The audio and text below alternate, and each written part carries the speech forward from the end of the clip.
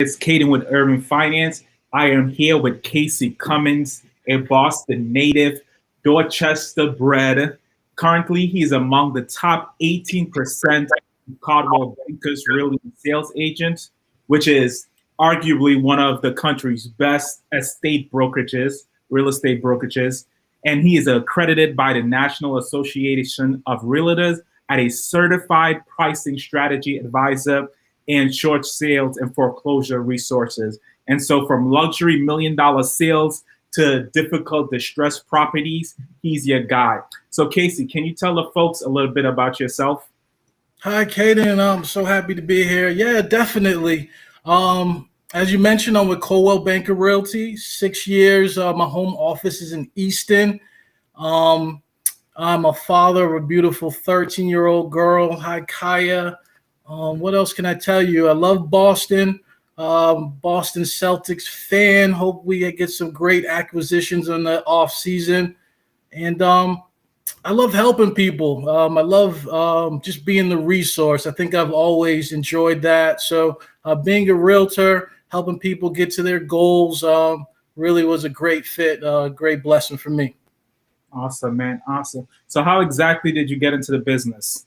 So, yeah, my father is a retired broker. He introduced me to Coldwell Banker Realty. But most impactful was my older brother's friend, Keon. Shouts to Keon. In the early 2000s, when most young adults that had an entrepreneurial spirit were going into music and the arts, he went for his real estate license. And there's nothing more impactful than seeing one of your peers do something different. It just makes that more attainable to you. And definitely in my case, it was a couple of years after that I got into it, but that's what the spark was for me. And so, how would you describe the housing market right now? So such an unprecedented market with the things that are going on in the world with the pandemic and so forth. It's a seller's market, and that is an understatement. There's a low inventory of homes that we haven't really seen, and it's globally this phenomenon. But the interest rates are super low as well, which makes a great time for buyers that are considering to take the leap, and they're doing that in droves. Awesome, man. Awesome. And so I know that the house, the home is probably one of the most expensive asset that someone can purchase in their life. And so you really don't want to mess up when you're buying even your first home. And so what are some costly mistakes that people typically make when buying, their homes, and how could they avoid making those mistakes? Yeah, shopping on a whole is, a very emotional process, whether it's a car or a handbag. But with purchasing a home, the preparation really makes a difference of saving you money. And the process goes on for generally 30, 45 days, sometimes 60, where you want that process to be as smooth as possible. So one of the things that I always recommend is to get pre-approved first. Don't, some people want to go out and start shopping. There's so many different loans out there and loan requirements that you want clarity because we don't want to be looking at a $500,000 home when we should be looking at a $400,000 home. And now we have to kind of adjust the plan, and that expectation could be so heartbreaking, especially because, it's hard to find an exact replica. Also with that, some things you could do on your own, especially with the internet now having so much tools, is kind of figure out how much home you could afford, what payment would be comfortable for you. There's things like mortgage calculators where you can play around with numbers and kind of see what the payment would be for a particular property. And my only insight into that is also, consider what the taxes would be, not just the principal, the interest, also what the, mortgage insurance would be. So you get the cost in entirety for the particular home that you may be searching for. As I go on, another great tip. You want me to keep going, or you? So I guess how important is it to get like multiple quotes and things like that from different brokers, or what are your thoughts there? Yeah, so definitely don't settle for your first quote. It's so many, especially now where I earlier mentioned where the mortgage rates are just phenomenal. Lenders are able to offer some great rates. Recently, I'm seeing an interest rate about 3%. 6 months ago, it wasn't uncommon to see an interest rate around 2%, which is about, that's like free money. So take your time and do due diligence in that aspect. I guess, why do you think more people, I guess, aren't buying homes, especially honestly in communities like ours? Like, what do you think are some of the barriers to entry? Is it a mindset thing? It's a desire thing? Is it a not knowing the importance of it? Why do you think that home ownership, especially in the African American community, is so low? Yeah, I think it's a mix of all those kind of points you stated. I think most importantly, unlike a lot of things, the information around the home buying process is not available. So when you don't have that knowledge, it just seems that much more intimidating. And generally, just the real estate industry has a kind of mystique to it. You go to HGTV, and it's definitely a vast difference than the reality of a day-to-day realtor. So that could be intimidating, along with the cost of a 30-year home loan compared Mm. to a first, last, and security.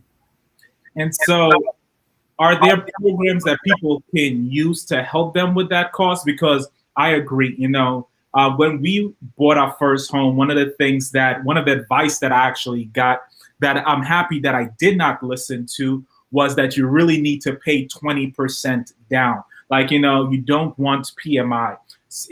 Several people have told me that particular advice. And, I'm glad I didn't listen to that when we first purchased that place.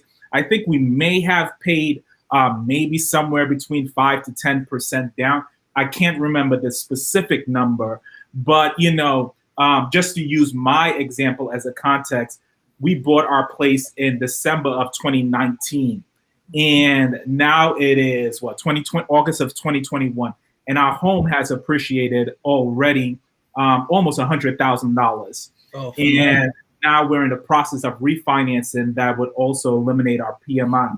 And so I guess what are some other, just terrible advice people give when you're trying to buy a home, or advice that, may seem discouraging, similar to that? Or do you believe that, someone really needs that 20% down? So I know I got two questions in there for you. No, Bob, you hit it on the head. That 20% is intimidating, especially here in Massachusetts, where the purchase price of property is much higher than other places in the country. That right there will give anyone pause, but that's not the case. There are low down payment loans. The FHA is 3.5% down payment, but also there's been a push to get more home ownership, especially in Massachusetts, and there's great no down payment home loans where you could be in a home for less than that first, last, and security. I've done that several times, and also your credit. Your credit helps. You want to have a great your best credit score, but you can get a mortgage with a 600, a 650, which is right on par with getting some of these credit card credit cards you get in the mail on the regular. So though it's different, it's very much the same. So how does, I guess, what type of programs, because you mentioned there are programs with no down payment, are you able to, off the top of your head, and if you can't, it's fine, name some of those programs that may require someone not to pay any down payments? Oh, most definitely. Well, my favorites right now, and there's so many. It seems like my favorite right now was Mass Housing 100, introduced a couple years ago. 100% financing where they'll cover up to 3% of your down payment. So if at your credit score, you can basically only be responsible for closing costs, and with a savvy realtor, you can negotiate financing those costs in. And it's great. It has a great, they have a traditional product that has a great reputation. So you're still able to compete because buying a home is a competition. And that's great as well. And I love the 1+ mortgage for any buyers that are really trying to purchase in Boston, where the purchase prices are higher and some of the homes are older. That's a conventional loan that makes the underwriting, the process of closing the home, that much easier. Thanks. Thanks for sharing that. If you're just joining us, I am here with Casey Cummings. We're taking live questions. If you're watching, feel free to go ahead and smash that like button. If you're on YouTube, you know how much that helps the algorithm. Feel free to do that on Facebook as well. But if you have any questions at all about home buying, about refinancing your home, Casey is here. He is able to answer it for you on the spot. He's not scared of any questions that you may have. All right. So, Casey, what are some myths out there about home ownership? Because I've definitely seen in social media, some people say that, it may be better to rent. Like renting is actually better than buying. I've heard stuff like that. And so what are some myths that you've typically heard about home ownership? For example, some people say maybe now is not the time to own a home because it seems like, or buy a home because it's a seller market. And so can you address some of those? Yeah. Real estate is, one of those topics that everyone seems to have a point of view, and there's definitely a higher probability of misinformation. But as you mentioned, in this time of the pandemic, which is going on for a year and a half, we're seeing value skyrocket. So someone that purchased last year where things were kind of uncertain, they were able to capitalize on equity. I think the average increase for Massachusetts homeowners is around $60,000. And it's not many investments that have that type of return in such a short time. So, I mean, if that's not an indicator, especially when it didn't really get too much worse than it was, about a year ago, as far as unemployment and so forth. So real estate kind of proved its value for sure. Some people are scared of being in a home for 30 years. Like maybe my grandmother, you get one house and you stay there forever. That's not the case. Many people, they use that equity to leverage or downsize and, start a business or put their children through college. So it's a tool that can be used fluidly. I think the average homeowner stays in their home for like 4 to 5 years. So though you have that 30-year loan, you're not tied to staying in that home. Yeah. Thank you for that. And so we have Brother Man joining us here live, one of our faithful folks. And he asks, what are some of the challenges related to VA home loans? What are the challenges related to VA home loans? So VA home loans are for Army veterans, and thank you for all Army veterans. Thank you for your service. My father was also a National Guard recruiter right there on Armory Street in Dorchester when I was younger. So I have affinity for working with people with VA loans. Feel free to contact me. VA loan is 100% financing. So similar to some of these other programs I mentioned, you don't need to have a ton of funds. But to bind a contract, so, once again, this is a competition. You need to put a deposit. You put a deposit when you're off in Massachusetts. You put a deposit when your offer is accepted, and the larger deposit at purchase and sale after inspection and terms are kind of firmed out. The amount that you propose for these deposits affects your competitiveness in this market, where the average amount of offers at open houses is, I think it's about 6. If you're only being able to put down $500 at an offer, if you're only able to put, a couple thousand at purchase and sale, your offer may not look as strong to, someone else that's putting down a more substantial deposit. So that is one of the challenges. But it's really about persistence, and it can be done. It can be done.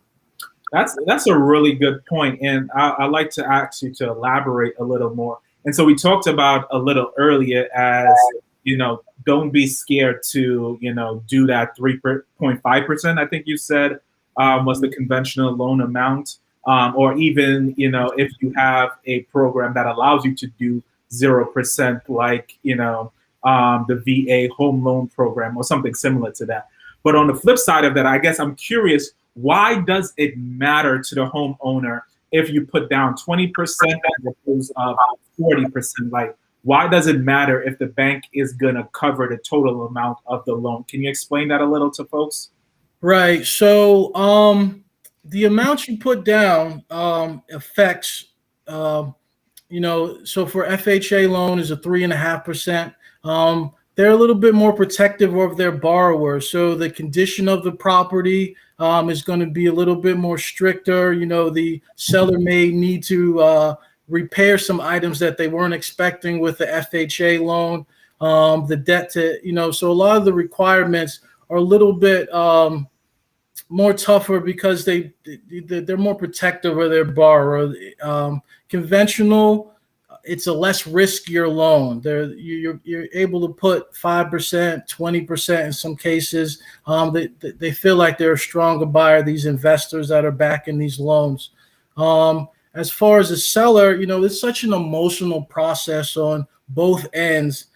They, to get down to the loan commitment stage after the underwriting, that's about, in some cases, 30 days in, 21 days in, they've cleaned up their house. They've already found where they're looking, so many things. And for it to fall apart is so heartbreaking. So they want to see someone that has skin in the game. That brings a little bit more calm.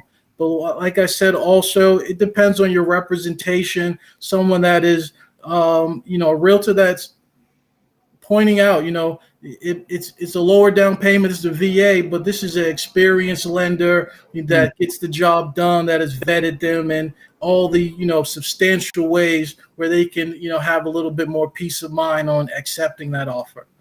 Okay. So that makes a lot of sense. So if the person is putting less down, the seller may feel like it's more likely for those people to drop out of the process. One, because they have less skin in the game, and two, because there's still a chance that their loan may get rejected as they go through the process. Right, correct. So, the pre-approval is based on, the information, that you give them. But once that offer is, that you give your mortgage lender, but once that offer is accepted, there's a rigorous process to make sure that that is the case. Just because you have an offer, you're still quite a ways away from getting the keys, or in seller's case, moving forward to your next property or your next venture. That's good to know. And so Roy Walker asks, what is the value of a buyer's agent? Do you recommend buyers use them? And I even have a question. Do you have a choice? So go ahead. Yes. Buyer's agent. And for people that don't know, the seller, for the most part, covers the commission for the buyer's agent. So you have someone representing you solely at no cost. Some people, they see stuff online and they go directly to the person that's hired by the seller. Already there's kind of a dynamic where you're not, where it's an uphill battle getting the best situation for you, whether that's negotiating the costs or the repairs or, any items that are important to you. Okay. And I just want to say, Christina said, great interview, and thanks for the information. And full disclosure, Christina is my wife. And so it's good. Thank you for joining us, love. And like I've been saying, if you guys have any questions, comments, or thoughts, let us know. We'll probably pull it up on the screen. Casey is taking any questions right now related to home buying. And so I guess the next thing, back to Roy Walker's question. So the seller covers the buyer's agent fee. And is it usually around 2% they usually say, right? Is that 2% for sellers and buyers, or if it's 1% for each usually? What's usually the cost? So, when a realtor is selling a home in Massachusetts, and it varies from different states and different regions across the world, but 5 to 6% is the going commission rate. You're starting to see, and that's split. So it's the five, and this the agent So representing the seller. 2.5 for sellers, 2.5. And 2.5 then for you Right. And then you'll see, and you're starting to see fours. It's just such a competitive market. But so we like, you're starting to see 4 for each, so like 8. no. It's half and half. So that would be great. I was like, y'all making a killing now. I need to change professions. That would be phenomenal. No, that's awesome. And so I guess so 2.5 on each side. Now, honestly, I have seen this, and I even heard about this. Two different things, and I'll ask you the first one first, and then I'll bring back the second one. And so the first one is if, and so and when you answer this, you can talk about the downside of it as well. And so I've seen buyers who's like, okay, I have no buyer's agent. Are you willing to deduct that 2.5 or 2.2%, and you can give your person 3 and deduct that 2% from what I have to pay, either towards the closing cost or the loan? Have you heard of that? And would you advise of that? And if not, why? Yeah. For the buyer that's trying to do that, more power to them. But as the realtor, basically you're saying I'm going to do twice the work for half the money. So, logically that doesn't make sense. It's a intense process on both sides of the fence. It's not just I submitted my paperwork and then the realtor gets to kind of sit back. So they're both putting in quite effort to get this a smooth transaction. And there's a lot of hiccups. There's so many moving parts in purchasing a home that you really need someone to kind of guide you through the process and manage some of the things. You're dealing with appraisers, you're dealing with attorneys, you're dealing with insurance, you're dealing with lenders, and that's not even to mention that moving just itself is such an undertaking as well. You got to think about where the kids are going, the new commute to work. So it is a large undertaking. Yeah, no, I definitely had a buyer's agent when I bought my home, and I wouldn't do it any other way. It's just a lot, and so I personally am in favor of getting a buyer's agent. But I do know some people, some people like to do things all on their own. The next question that I have I think I got a question from Bernie.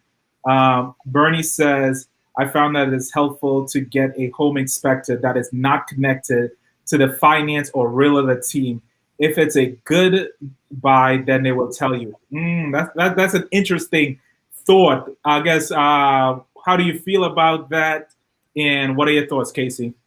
Yeah, I think that's to each his own. It's the comfortability. But as a realtor, we're your consultant. So if you're dealing with a realtor that you can't really trust their guidance, their resource, that may not be the realtor that you want to work with for your entire process. You want to feel confident in all the recommendations, the lender, the attorney, and doesn't mean you have to, but if there's some trust issues going on, that makes a rough 30, 45 days. And so do you usually recommend your clients, and thanks again, Bernie, for that question. It's always good to see you, Bernie. And so do you usually recommend your clients take the lawyer that you recommend, or take the home inspector that you recommend? No, I like to give people information, so some companies have great marketing, but their service isn't there, or the person your friend knows, your friend is great, but the person you recommend is not great. I do this on a level, I do this every day, and I'm surrounded by realtors that do this frequently. So with such a big purchase, it's not the best where you want to kind of experiment with someone that you haven't had success with. Anyone I would recommend is going to have the same ideals that I have. It's going to make my business better. It's going to, make my job easier. And, like I said, it's a large undertaking. So the team that you have makes a large difference. It makes a huge difference. And even just the connectivity, makes a difference as well. What's interesting, and thank you again, Bernie, for that question, is that, like I said, I love my realtor and I love the entire team that he selected. And I went with the entire team that he selected. But I did say to myself and to my wife, I think the next time that, we do purchase a home, if it is in an area where I know people and I'm familiar creating that relationship with a home inspector beforehand, I potentially would want to find out who that home would want to get that home inspector for myself, and not because of necessarily any trust issues. I just feel like sometimes, not all the time, but sometimes there is a divided sense of loyalty. The same way the seller's agent may be more connected to the seller, obviously, so you don't want to use them. Sometimes because, and I'm not saying this is anything on your what's it called, sector of business. Let's do it like that because I can't think of the term. But I do think the seller's home inspector may be a little more connected to the realtor than the actual client. And sometimes you do want to know that that person is on your side first, but because your realtor is the one that's getting them all the business, they kind of have in the back of their mind, it's human nature, that idea of reciprocity.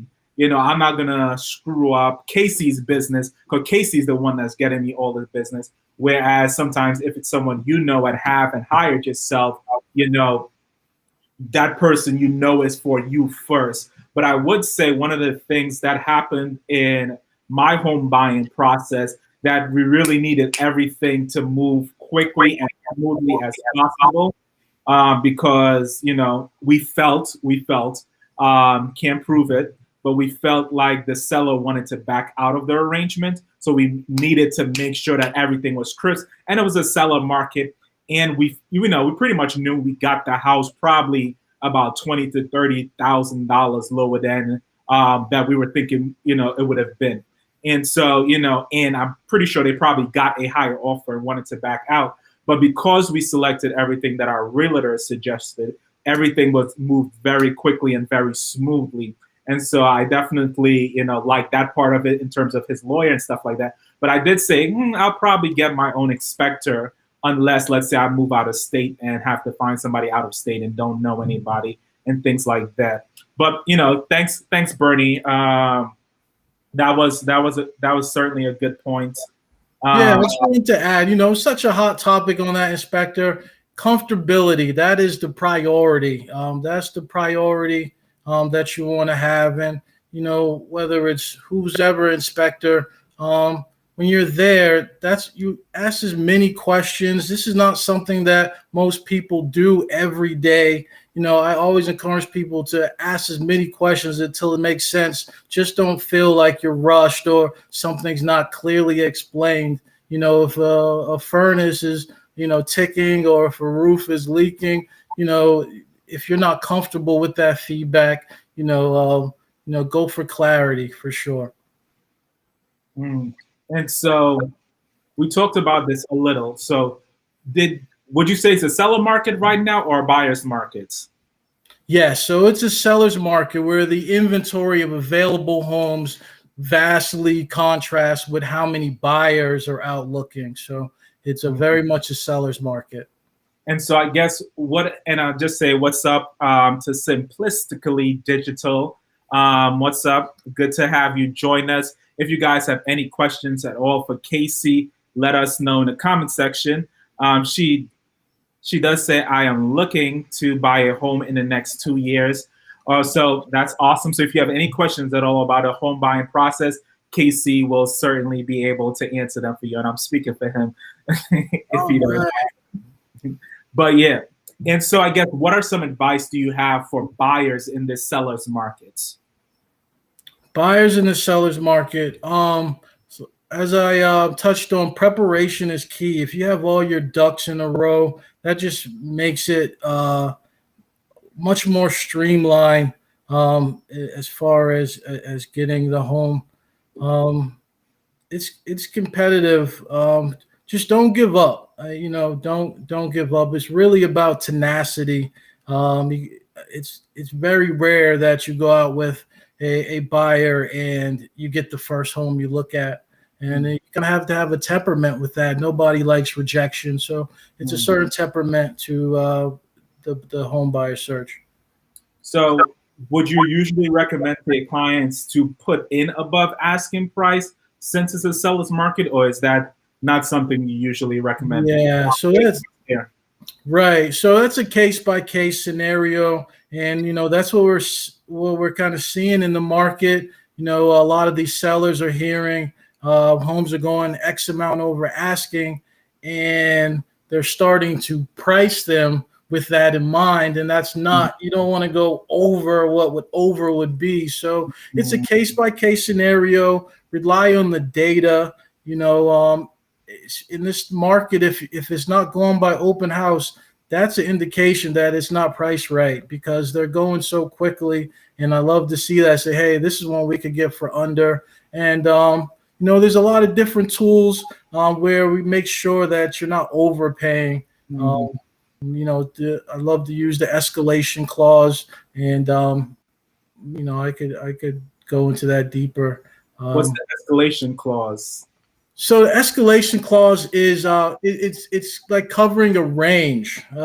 So with this market appreciating so rapidly, it's really hard to depend on some of this data that goes into the MLS. You don't really see what properties are sold for until they close 30, 45 days after. But in this current market, that may not be the case. It may be appreciated. So the escalation clause allows you to cover a certain range.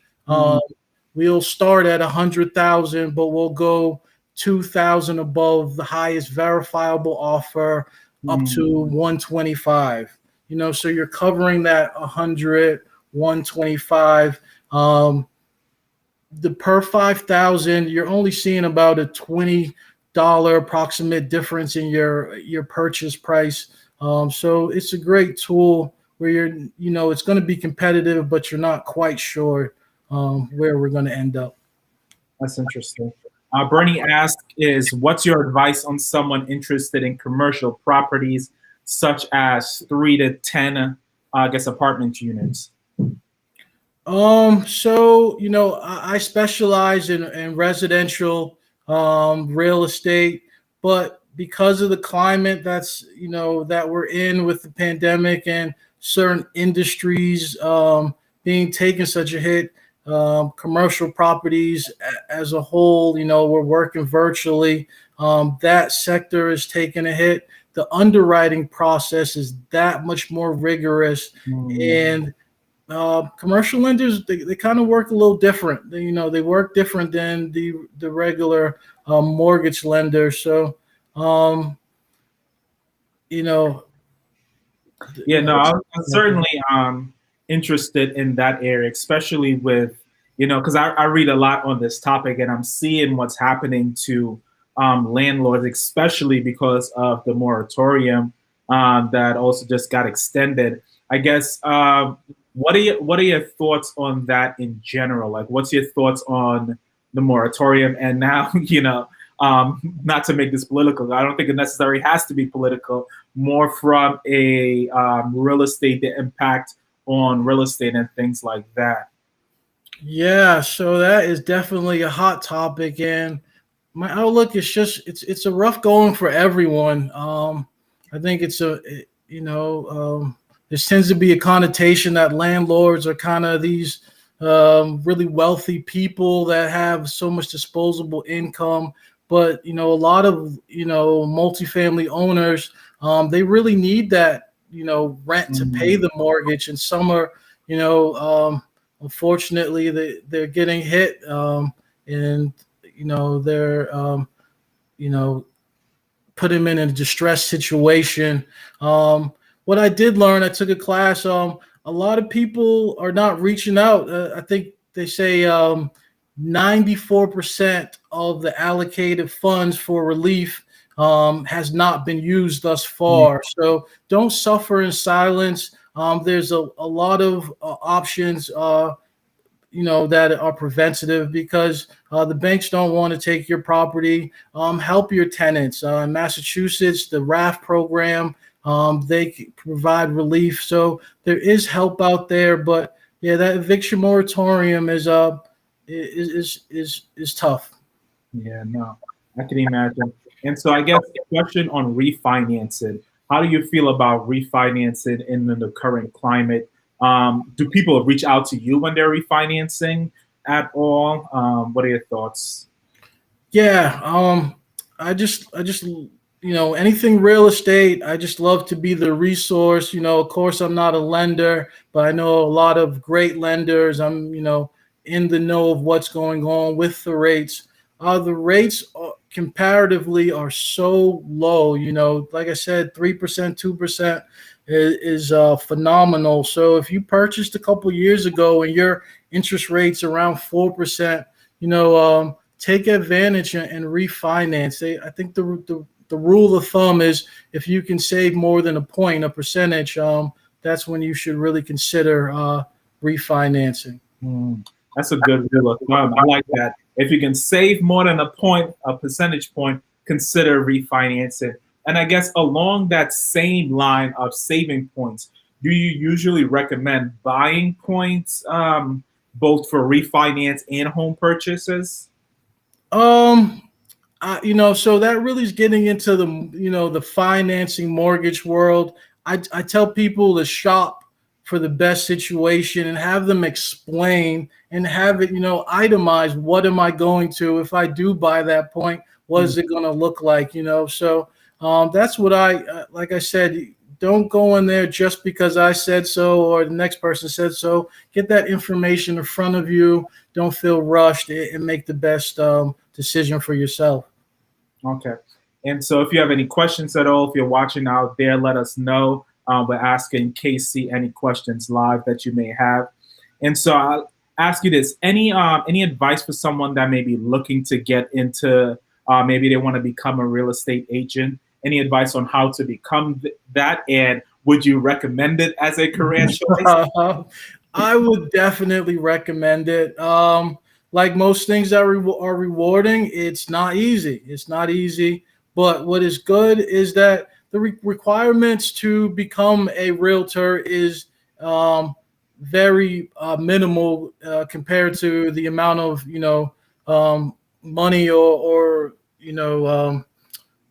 money or salary you can make, which rival, with some comparison rivals doctors and lawyers and so forth. You take a 40-hour class and you take a test, and that Mm. opens the door. But that any realtor tell you, you're just into the lion's den. It's a lot much more to it. But once you help, in my case, once you help that first time buyer, that's a single mom, or some of the stories that I come across, and they have genuine tears and genuine gratitude, that just lights a fire. Like, I'm doing something better, I'm doing something worthwhile, and that keeps me going through those tough days. Awesome. So you're ranked the top 18% of Caldwell bankers, for sales agent. And so I guess, how did you become so good with sales? Can you share any sales secrets with the folks? Whether maybe they're being sales themselves, maybe they want to become a real estate agent, or maybe they just want to become a better salesperson in life. Any secrets to your success? Um, the first secret is to stop looking at it as sales. I consider myself a consultant. When you go with the idea of, I just want to help, I want to give you information. Even that person that's not thinking of selling, they're gonna pass your name on. They're gonna get you that business. So I think sales is more of a reward operated mindset. But if you're just going in it, I want to help, that's going to organically come to you, these opportunities for sure. Awesome. I like that. Real estate consultant, not a, Yeah. you know.